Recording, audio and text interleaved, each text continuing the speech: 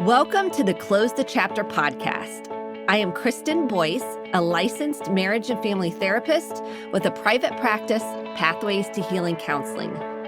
Through conversations, education, strategies, and shared stories, we will be closing the chapter on all the thoughts, feelings, people, and circumstances that don't serve you anymore and open the door to possibilities and the real you.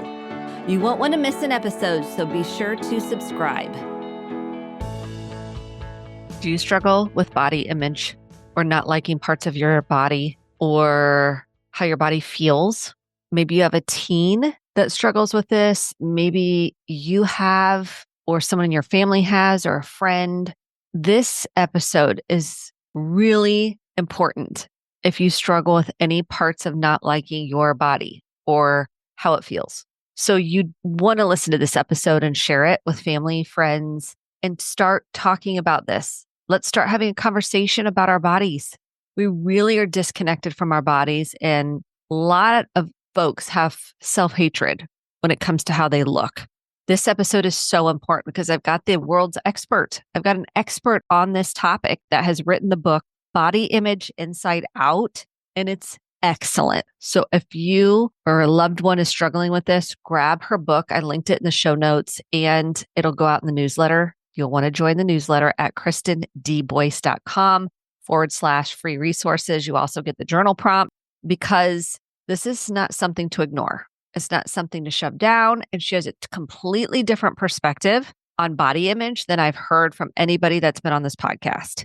It is right on target, and I love this conversation. It could have been longer than it was, and it was just jam-packed with helpful information and understanding of how it gets developed, how to work through it, what are some strategies, and the keys to really working through body image. So let me introduce you to her. Deb Schachter is recognized as one of Boston's leading clinicians in the area of body image and eating disorder recovery. She has spent her 30-year career helping people unpack their body's story and all the wisdom it has to offer.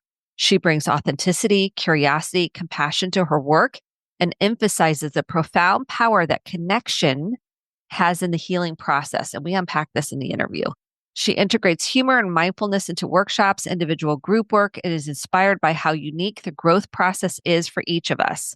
She believes wholeheartedly that we all have great wisdom inside and has seen how her confidence in clients translates to change. This is such an important topic, and I hope you get so much out of it. And it really challenges your view of so many things, but really body image and how to work through it. We think it's just focused on the outside. That's why I love the book title. It's really so much deeper. So get your notebooks and pens out and let's go with breaking down and deconstructing body image and how to work through it. Welcome to the Close the Chapter podcast. Okay, for everybody listening, there is something that you look in the mirror and you don't like. It bothers you. You are troubled by it on some level. So if this is you, which is most of us, this is the episode for you. I am so excited about my guest today because we don't talk about body image and what it does to the inside of us, our thoughts, our feelings, how we see ourselves. And today we're going to jump into all of those things. Deb, welcome to the Close the Chapter podcast. Thank you. Thank you so much for having me. I'm thrilled to be here.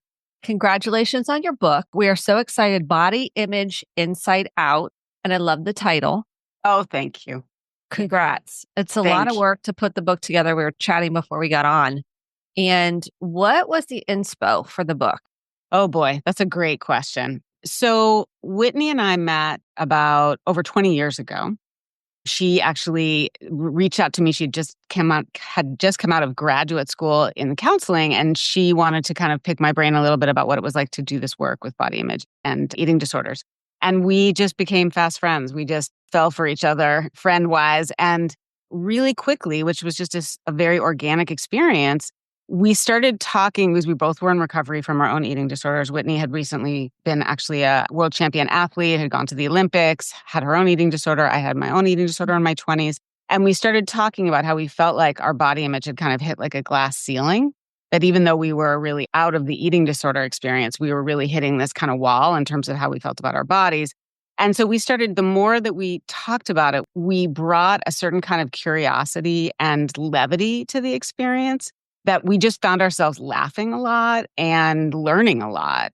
And so ultimately, we were sort of like, can we bring this to our clients? Because this could be really cool. This is very different than just saying, I hate my thighs, blah, blah, blah, or whatever it is.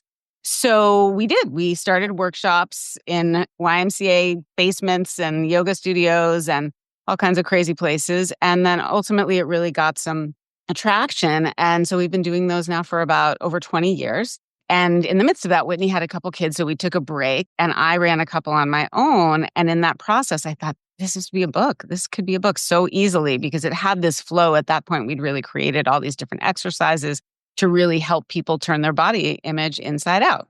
That was in the fall of 2019. And then the shit hit the fan and we went from writing every once a month, which was sort of like, yay, maybe we'll write this book. It was kind of this like cool idea to really having a lot more time. And so every Sunday we would get together and cry and talk about what was happening with our bodies and not necessarily hating our bodies, but just all that our bodies were holding and wrote. And that was 5 years ago now. And so that was really the inspiration. And there was so much in the book that we didn't even know was coming. I mean, some of it was part of the workshop itself, but there were so many things. We actually had a chapter at a baby at the last minute. It ended up teaching us how to teach what we felt inside or wanted to teach that we didn't really know existed, even though it wasn't shocking what we were saying, but there was a way to try and help people be able to access it that felt so important. And that's why the book really captures what we do at the workshops, which is really our hope, so that if people can't come to the workshops, they have that ability to feel connected and to be able to do the work on their own or in their own therapy. That's so helpful because right now what I'm seeing is major body has been for decades, but really with social media kicked up, as you know, that For has sure. kicked up the body image, not feeling good about what we see in the mirror, not feeling good about our bodies. How do you define body image issues? If someone's like, well, I don't know. Well, how do you define that? It's a great question. I mean, I'm thinking about what you initially said, which is that this stuff is so loud right now is the way we describe it. I guess I'll answer your second question first, which is body image is just really a concept, right? It's this idea that, at least that's how we're socialized. We see an image, it's a two-dimensional image, it's a mirror, it's a TV screen, it's a phone screen, it's a photo. And what we really came to discover in these conversations and what we ultimately ended up calling the body self is this idea that our body image is multidimensional, that there are so many factors that actually impact our body image that go far beyond what we see in the mirror. It's our histories, our traumas, our relationships, our fears, our hopes, our dreams, all get housed in our body and can often be expressed through our body image. So that's really the idea of the body self, which is that it's this multidimensional way that our lives get expressed through how we see ourselves. So if someone says, yeah, I don't feel good about what I see, I don't feel good about myself, I don't want to take a photo, I don't want to be on camera, I don't want to do a Zoom call, I don't want to look at the mirror, where does someone even start with this healing journey? Great question. So we actually, one of the things that we learned is that they're actually what we call now sort of the body self muscles or the body image inside out muscles. We didn't know they were muscles till we wrote the book, but the 3 muscles, it's often they're nice nuggets for people to start with because they're so simple, but yet we feel like pretty understated in the world that people don't kind of break it down in this way. So the first one is just mindful awareness, is what you just described, starting to notice and track when your body image is getting louder. Because no matter how crummy we feel about our bodies, it still ebbs and flows. And learning more about that ebb and flow and starting to track that is really, really helpful. So being able to say, wow, I woke up, I sort of felt okay. And after I had that work meeting, I just started to hate my outfit and I just felt like I shouldn't even be in the office. I should go home. Something's happened, right? Something happened in that meeting or something happened after that meeting inside emotionally that starts to translate into how we experience ourselves. And it's often very sensory, right? It might just be like, I actually had this with a client last week. It was so awesome. She's like, she's done this work for a long time, but she said, not only do my pants feel tight, my underwear feel tight. And we had this great conversation about what had happened during that day and the ways that some other very unrelated experiences to her wife being partnered and having a new baby on the way was bringing up all these feelings for her that were getting housed kind of in her belly. And that was really affecting how everything felt really tight. So that's number one. That's the mindful awareness. And Whitney describes it, I love it, as like removing the judgment, almost like a weather report. Wow, my body image is through the roof today. That is very different than I look like crap and I can't find anything to wear. Why am I even trying? I'm so gross or something. So those are very different. Wow, I'm saying horrible things to myself about my body. It's really powerful. Just that starting to observe. So that's number one. That's mindful awareness. Number two is curiosity. So we always say mindful awareness opens the door and curiosity welcomes us in. So that's really curiosity, I always say, is my love language, which is really this idea of what can happen when we start to say, whoa, after that meeting, my body image took a nosedive. What happened? What happened in there that has made me go from a meh to a ugh, right? Something happened. So really tracking that, and we have all different ways we look at both what we call inside out and outside in curiosity. So outside in would be, whoa, what happened out there that is making me feel like this? I had that meeting. Oh, I had that call with my mom after. That didn't go so well, right? Really tracking what's happening around us that could be in our greater context that might be affecting how we feel and how we see ourselves. Inside out is thinking about what do I imagine if I had that body, I would feel like. So it really taps into if I felt better in my fill in the blank, if I liked my fill in the blank, I'd feel less X or I'd feel more Y. So with my client, she was sort of saying something like, if I felt better in my pants, maybe I'd feel a little bit more confident with this baby on the way.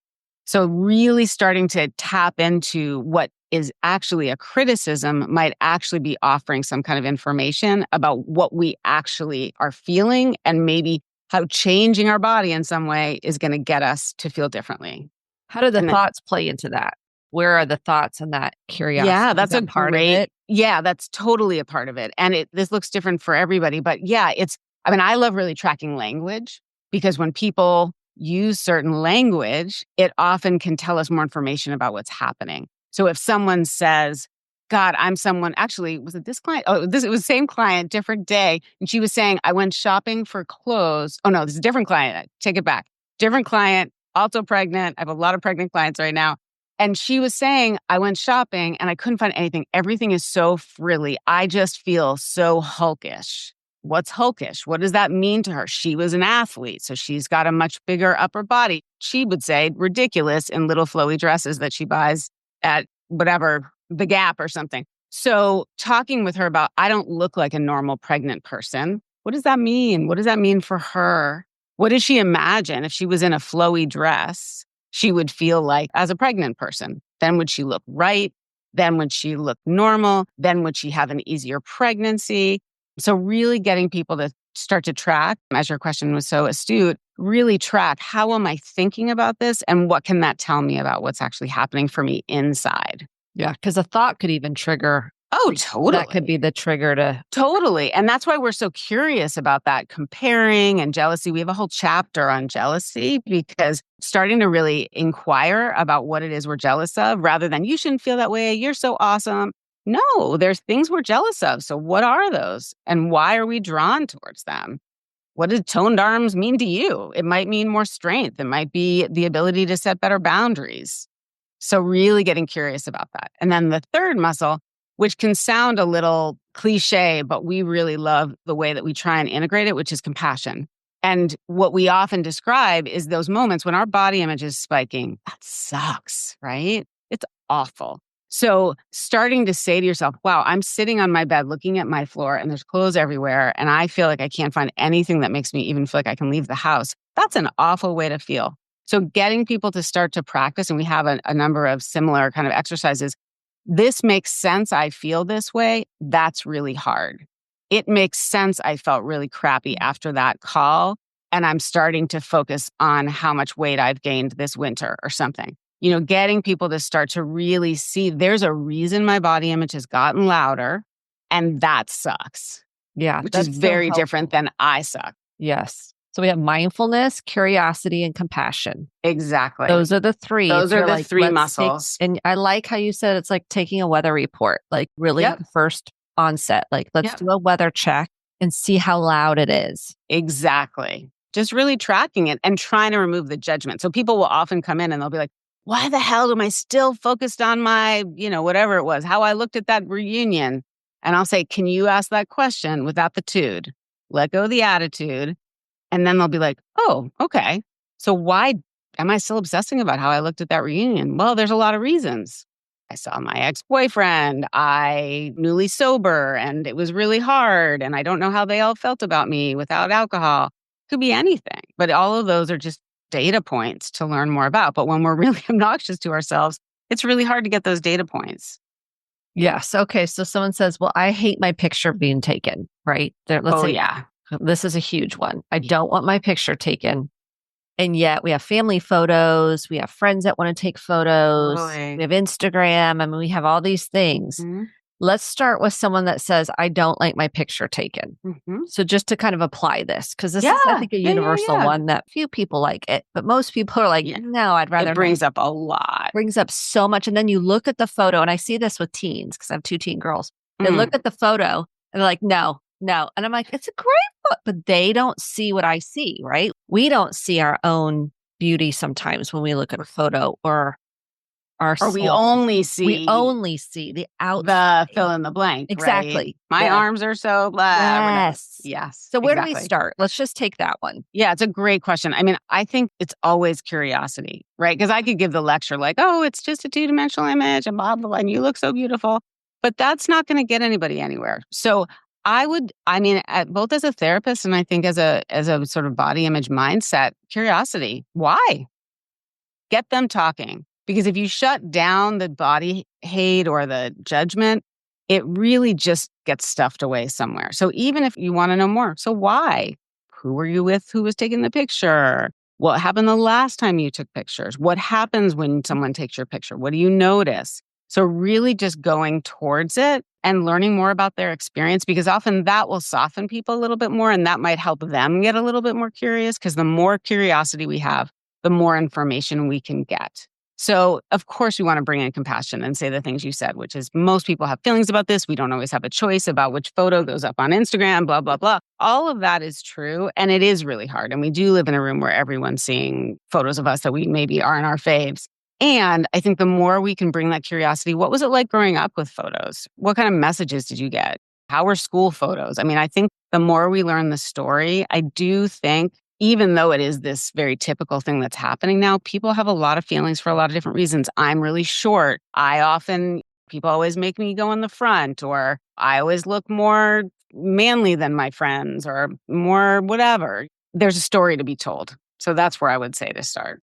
The stories are deep and wide. I mean, the shape stories of I'm not good enough, whatever. I always heard blah, blah, blah. Yes, it's deep. We all have these like deep shame stories. So you're saying get curious about the story even. Exactly. And where did that come from? Yeah. When did you start to hear that? What was that like? Our bodies carry these stories. We have a great quote. One of our colleagues says, the longest relationship we'll ever have is with our body, and our body image is speaking for it.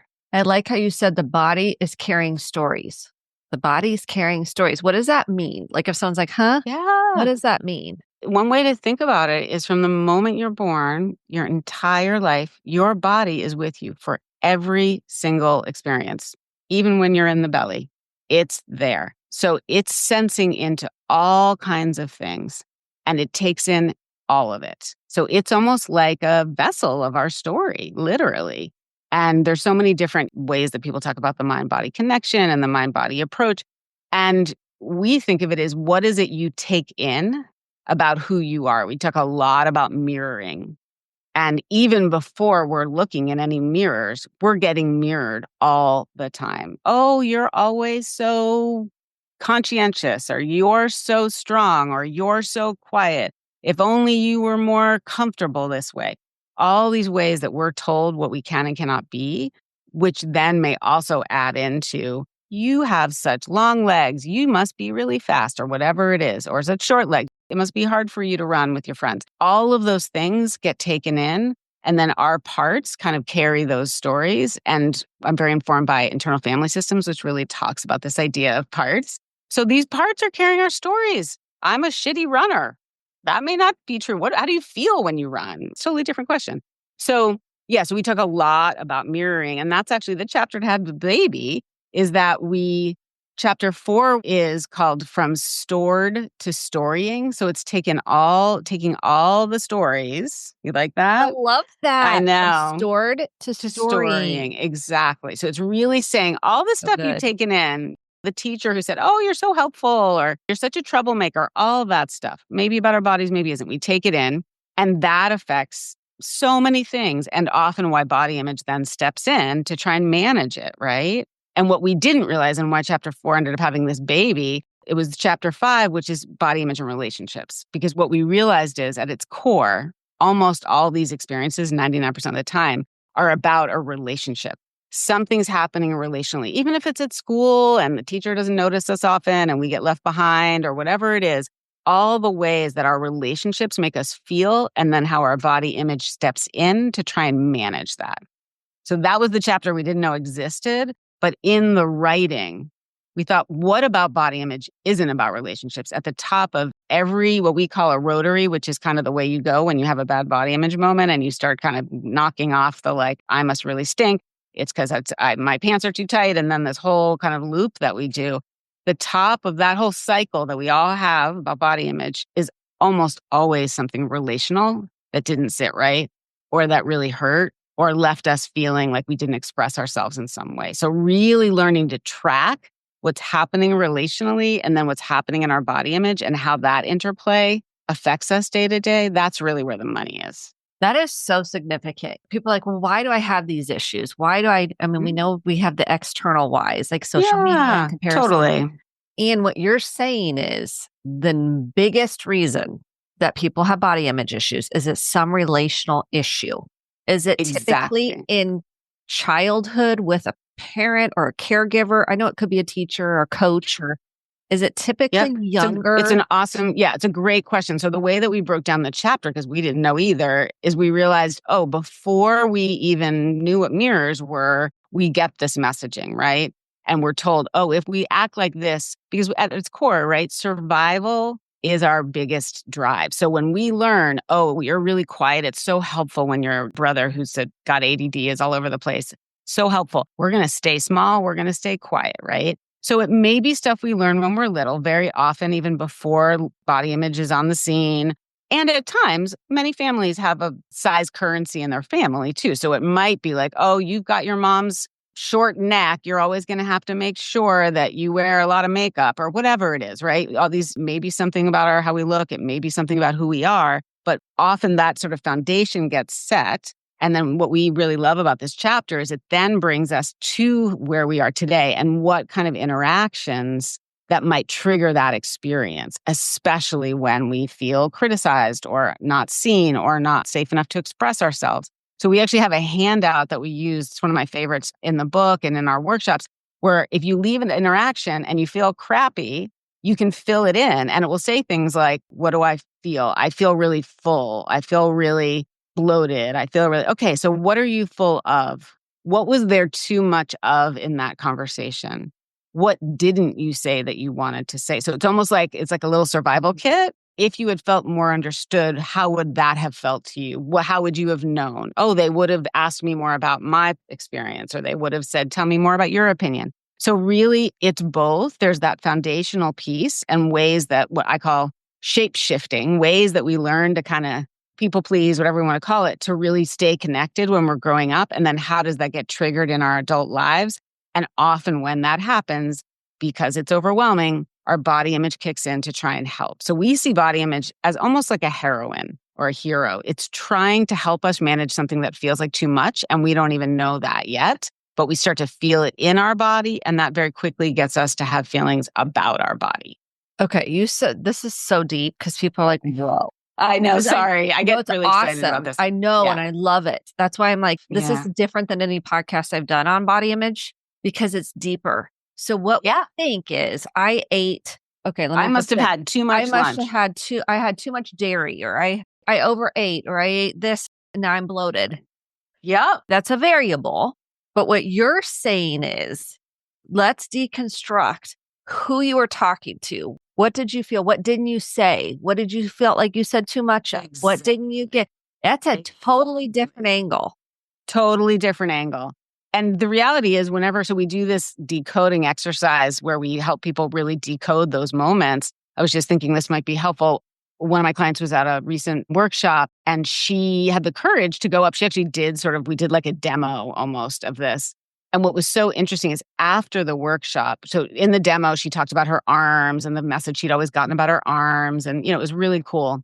And then the next day she wrote me and she said, when I went home, on my way home, I was so focused on my belly and it kept feeling like, what did she say?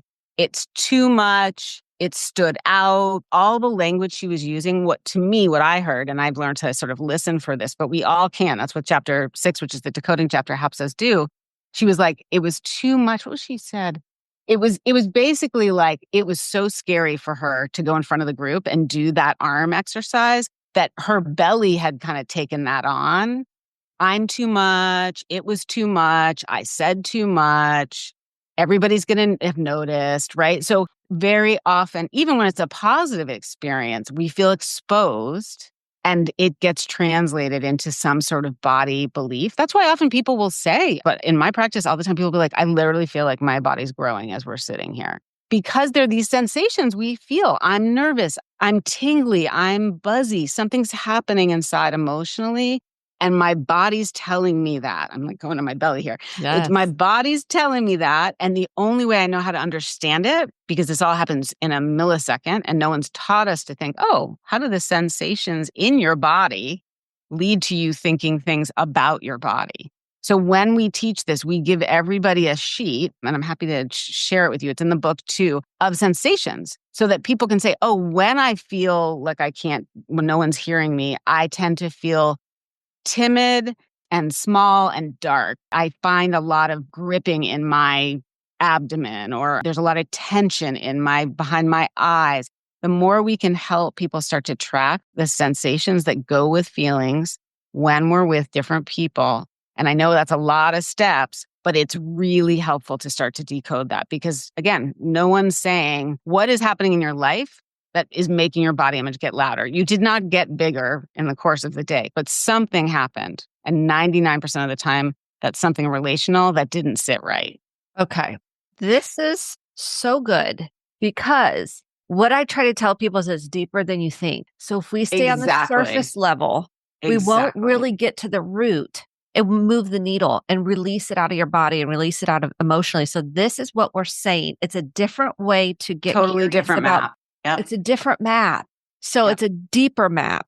Yeah. So if someone says, I had a client say, I had lost all this weight and then over the weekend, their dog died. Okay. They had to put their dog down, which is a huge emotional. And the belief was, I shouldn't be this upset over my dog. And they said, I gained 5 pounds. That's it's a sad example, but it's a perfect example, right? Too much emotion in one place starts to bleed into another. And we're told all the time, if our body looks better, we will feel better. That's where I think the outside and the inside really meet up, right? We get that message all the time. If your body's right, then somehow you're going to not feel as much pain.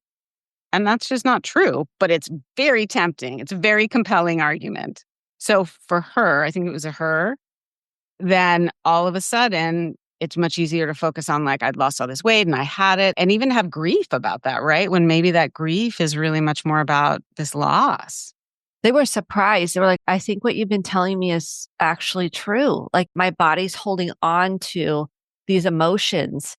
And I never knew that that was a thing. Like you've told me that, but this was actually an experience. Yes. Which is awesome, right? So yes. Like this is the awareness. So your first part is the mindfulness, noticing. And then we're like holding space to get curious about and give permission, which is the compassion. So I'm kind of integrating all these steps. Yeah, it's lovely. It's right on the money. Yep. It's like opening the door to this whole other way of thinking about it. And it doesn't mean that it doesn't suck. It's really hard. But when you start to feel like you've got a map, you can start to be like, oh, yeah, when I'm around my stepdad, I feel blah, blah, blah. So I'm going to wear my favorite stretchy pants, or I'm It's only going to so be good. there for 45 Yes. minutes because that's my limit with him, right? And we never, because we don't think about body connection with a person we're around. We think Totally. it's just in my head. It's all my shame. Totally. We're not noticing relationally what gets transferred in that relationship. Exactly. I was just going to see if I can find it in the book. Yeah, let's see if I can show this to you. There's a Yes. little, here, let me show my screen for a second. Oh, I love this. It's a mirror for everybody listening. Yep. So it's a mirror. Here we go. It's like Oh, yeah, a there we go. long So mirror that you would look in, like a full-length exactly. mirror. And exactly. Full length mirror. And then on each side at the top, it says, getting curious about my relationship with, and then you fill it in. And then on one side, it says how I feel around them. And then on the other side, how my body feels around them.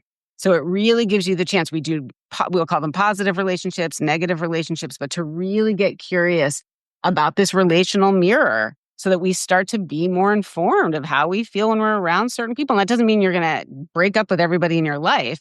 But what it does mean is you're going to have a lot more information about how I feel with this person. And that kind of leads to really what the second half of the book is, or I'd say the final third of the book is about, which is really about resourcing. Now that I have all this information, when I'm around my stepdad, I feel like this. When I go to places where people don't know that I've been sober, what can I do to plan either before, during, or after so I feel more resourced? We have a whole chapter on clothing. We call weddings like Super Bowl body image experiences so that people can plan. If I'm going to a wedding where I'm going to feel really vulnerable, who do I need with me when I go to buy that outfit? Who might I need on the other side of that wedding to really debrief how it felt? Really getting people to kind of think about Yes. how they support themselves with the feelings that have gotten housed in the body and the body image trying to communicate. So if someone says, I start making these insights, I start kind of noticing how I feel, that mirror. I think everything's a mirror back to ourselves. Exactly. Believe that to be a truth Exactly. Perfectly in such said. a deep Yeah. way. Like they're just like invitations for us to explore and get curious. And once I start doing that, now how do I start releasing it? If someone says, okay, I'm doing this now, like how do I release it? How do I Right. through it get to the other side so it doesn't Yep. keep happening in my life? Right. Or And that's the resourcing. So if we have this rotary, because I think it's really helpful for people to see the visual. So this is this little rotary that sort of shows like I have a big bad body. So it's basically, you think about a rotary like when you're driving, right? You enter a rotary and then you go round and round and round, or you a take an exit. roundabout, like a Exactly. roundabout. Think about a roundabout. Exactly. So it's like So a with- roundabout for those that are Exactly. So you're hearing just this. entering this You're entering the roundabout roundabout. with Okay. your experience. So my stepdad can be really bossy when I'm around him or whatever it is. And then you start to move into, God, my pants feel really tight. I should have just worn different clothes. And then you get into like, well, or maybe I need to go back to that fitness place, even though I didn't love it, but it really made me feel a lot more like my body was looking better. That whole experience of that route. And then what our job is in this book is to get people in that route to say, oh, I'm in a pattern. Oh, I've been here before. And again, right? It may not be just the stepdad, right? But oh, my body image is getting louder. That's when we bring in mindful awareness, curiosity, and compassion. So we actually map that out with people. Same roundabout.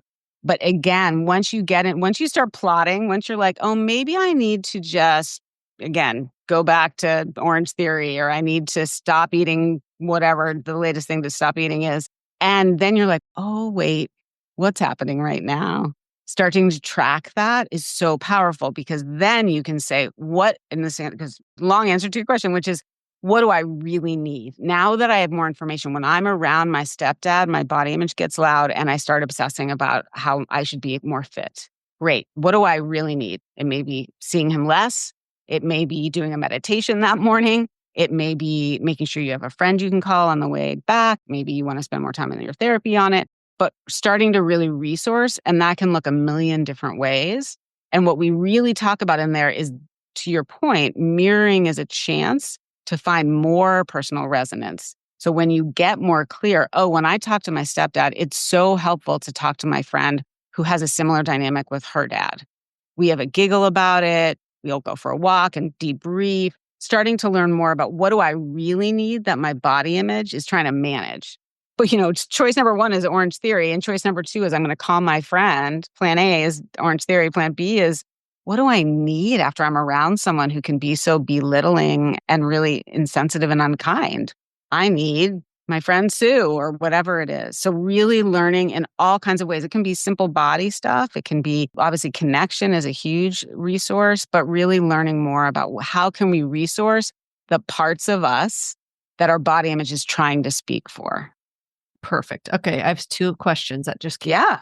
One is isolation. Let's say someone's pretty isolated and they just want to withdraw and they're like, I don't want to be social. I really just kind of feel more comfortable staying in my house, because you have that just looping thought. Totally. What do you say to those folks? Well, A, read the book. But definitely get the book, because this is going to be super helpful. Yeah. But B, I would say, so what? I mean, this is a whole other subject I want to dive too deeply in, but what do you need? What does your nervous system need? We were talking before we got on today about nervous system regulation. So, I mean, I'm thinking like a great podcast. Like my podcasts are the funny, silly ones, like Dax Shepard or Smartless, like just kind of diving in, having a real, but they're authentic, right? They really get into the real deal. They laugh, they cry. So figuring out what do I need? Might be a quiet reading. It might be a walk. Obviously, nature's an amazing resource. So quiet, snuggling your dog, changing your sheets and towels. It could be anything. Figuring out, that's the resonance piece. And I love teaching people about how do you figure out what your body needs to feel better. There's a beautiful quote in, I can't remember, 9 or 10, one of the last chapters from Mary Oliver. Let your soft animal body love what it loves. So if you think about those 3 words, soft animal body, we are all animals. Our bodies are soft and we love what we love and we don't what we don't. So getting really just simple and thinking, what does my soft animal body love? It might be curling up and watching a bunch of Netflix, but really starting to ask those questions, especially when we're feeling really tender and we're in one of those moments. And saying, we call them bad body image moments. We call them BIMs. So you're like, I'm in a BIM. Yuck. Ouch. What do I need? It's so significant. What's the line between body dysmorphia and body image? It's a great question. I'm not a big diagnosis lady, even though I'm a Me either, but body image therapist and an eating disorder therapist. It's not my fave. But what I would say is dysmorphia eating disorders do too. They both, I think, can have sort of some OCD components in them. And I see OCD very similar to body image stuff. It's just some part of us that's getting really loud to try and help us manage when something's too much. If I loop around about my health or how many times I check the oven today, it's another way to keep ourselves really busy. So to answer your question, I see body dysmorphia as another way to kind of maybe housing something really painful. Like actually, this is a great example. I had a client I was working with was obsessed with how she looked on Zoom because your face is reversed. And at first I was like, well, that's just interesting. That's not something I even think about because I'm so obsessed with like how my hair looks or something. But she then shared she had been, I think it was her junior and senior year, she had been on Zoom for her entire high school. So like all she could talk about was how she looked because her face was reversed and how weird that was and disoriented she was and how she couldn't sort of stop thinking about that. And I'm thinking, your whole life got reversed, right? Your whole life. There's the deeper dive right there. Exactly. That's the decoding. There's the decoding. Totally. And in the book, we do a really good job. I have to say, I was obsessed with this chapter. I was a little OCD about this chapter. How do we pick those words out? So we actually give people the chance to really figure out often descriptors, adjectives, what are you listening for? So and for me, my little kind of green light goes when she says, whatever she said, I'm in reverse. Nothing's the same. It looks so inconsistent. All those words, that's not what I see. And I'm like, of course it isn't what you see. You haven't seen anybody in 2 years. That's actually a great example because with her, she didn't have body image issues per se, but she could not look at herself in a mirror because all she saw was what now felt like the reverse. And it just felt really bad. So we spent a lot of time just unpacking that and really understanding how that focus may have kept her from some of that deeper grief about losing half of her high school experience and going off to college, not really ever having wrapped up high school and seen the people that she loved. Do you think any of this could be tied to in utero experiences? So if someone's mom had trauma, let's say they had a loss or they had a traumatic birth, and that lives in the body, do you feel like there could be a connection between that and body image? It's an awesome question. I think I'm going to say yes. I think it can probably look really different for different people. I think what I feel confident about, I feel like I'm not an expert in some of the biology. Certainly, I would say we know, right, about epigenetics and the ways that what happens to our parents informs sort of how our makeup, our genetic makeup. I also think if you have a parent who had that, how are they parenting? And how does that affect how they mirror you? And I don't mean that in a vilifying way, but if you had a parent who maybe, I've had a couple clients where they were twin and maybe the parent lost one of the twins in utero, and you get this baby and you're thrilled, but you've had this incredible loss. That's going to affect. It may be that they think you're perfect all the time and they don't want to see your imperfections, or they may feel all this grief and not be as present to notice things about you that you really, at that stage of your life, would have really needed them to notice in a mirror. So I think it can be both what happens on that sort of genetic level and also just what happens in terms of, again, how we're seen and how we're mirrored really young and how that affects how we know ourselves and how we think about ourselves. That mirroring is so profound. It really So is. It's important. kind of everything. It really is. Because these comments we make to people, not only as parents, but just the comments we make on Totally. appearance, we think we're helping build people up sometimes. Right. And then we may sometimes really it's the miss opposite. something. That's why I love the curiosity. How does it feel when so-and-so, even if a parent's, I've heard this story a million times. Parents like, you're beautiful. What are you talking about? Why would you say that? You have this beautiful body that God made or whatever it is. And this person's saying, but I feel whatever I feel.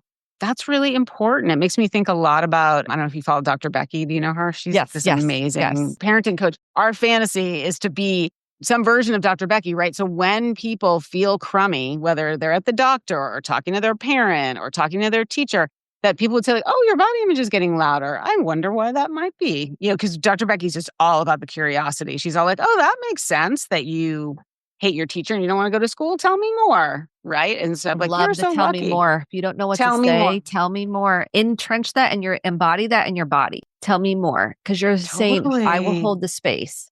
Yes, and what a luxury that is for our nervous system. My mom wants to understand why I feel so self-hating. What a beautiful moment. If you're with a partner that struggles with body image, because I work with a lot of couples, yeah, say, tell me more about that. Oh, totally. Instead of like, what are you talking about? You're so sexy. We do this all the time. We do this to people because we don't want them to feel that way. So we think, well, I'll make you feel better and I'll pump you up. And that's our stuff. Yes. That's our stuff, right? It's interesting. We're actually doing our first kind of, I'll call it global, that's fancy, but kind of big picture coaching or workshop for professionals, clinicians. It'll be in person. And we did one many, many years ago that was more of like an ad hoc, like 5 therapists chatting about this. But this time we're really doing dietitians, PTs, nurses, doctors, therapists, obviously. And the first piece, I'm going to say, I'm really committed to at least the first quarter of the day being about our parts, our feelings about when our clients talk about their negative body image. Because so many people, they know they need to talk about it, but there's so much that comes up in us, our own stories, our own beliefs, our own belief that we need to get them out of their negative body image. Yes, that's huge, right? Yeah. I need to get them out of their own negative body image and help them feel better about their body. Exactly. That's I'm attaching to that, which we can hold space that we want that for someone. Totally. But that's not going to. But it doesn't help them move through it and get to the other side. Like it doesn't. That's where that relationship component you were talking about. Yes. Like it's usually a relationship. It's happened in a relationship somewhere along the line. Right. And we can change that by showing up different relationally. Yes. More curious, more compassionate. Exactly. This is just an indicator light. I sometimes say it's like a light in your car, like windshield wiper fluid low, blah, tire low. It's just here to tell you something. Perfect. I love this so much. I could talk to you for hours. I know we're out of time. Okay, real quick. That's okay. Last question. What is one book that has made a huge difference in your life or set you on a trajectory of like self-curiosity? Is there a book that comes to mind? I'm going to say, I honestly, especially when writing the book, I really have done nothing but read really good rom-coms for the last few years, which is self-care, right? Like that goes back to like every time I pick up something heavy, I'm like, bleh. But the book that I'm actually reading right now is kind of blowing my mind. It's Nicole Sachs' Mind Your Body. And I feel like she's doing for chronic pain what we do with body image, which is she's looking at it from a sensory level and the ways that our emotional pain gets housed in our physical pain. And she is capturing the way that when we give those pains a chance to speak, basically, that we can start to release that reservoir. That's her language. So this feels to me, when I read it, I get so excited because it's the same thing. It's nervous system dysregulation and emotional overwhelm getting housed. For us, it's body image, and for her, it's chronic pain. So I would say that while I'm reading it now, it's kind of been the story of my life. I just didn't know there was a book about it. So it feels, because I've always lived in a really sensitive body too. So it really helps me think about this work. And I think for anybody in a body, it's similar to our book. It has so much to offer in terms of how we experience pain in our bodies. Thank you so much, Deb, for being my here pleasure. and the work you're doing in the world. You are making a difference. I think that's why we're here. Like, you're here and this is your calling. And look, you are sharing this and opening up another portal for people to look at this so much differently than they have in the past. Thank I you. really think this is pioneering work. I'm just grateful to have had you on the show. So, thank you so much for having me. You asked awesome questions. I'm so grateful. No, really, I felt your presence and your energy, and it was really a total honor. I got to geek out on a bunch of different parts of this. So thank you so much for letting me kind of do that. I love this. Everyone get the book. This is your chance. Body Image Inside Out. Each chapter, I'm like, tell me more. It's pioneering. So if you are really feeling stuck in this, please go get your book. And thank you for the work you're doing and being here. Thank you so much. Totally my pleasure. Thank you so much for listening to the Close the Chapter podcast. My hope is that you took home some actionable steps along with motivation, inspiration, and hope for making sustainable change in your life. If you enjoyed this episode, click the subscribe button to be sure to get the updated episodes every week, and share with a friend or a family member. For more information about how to get connected, visit Kristen, KRISTEN, D, Boyce, BOICE.com. Thanks, and have a great day.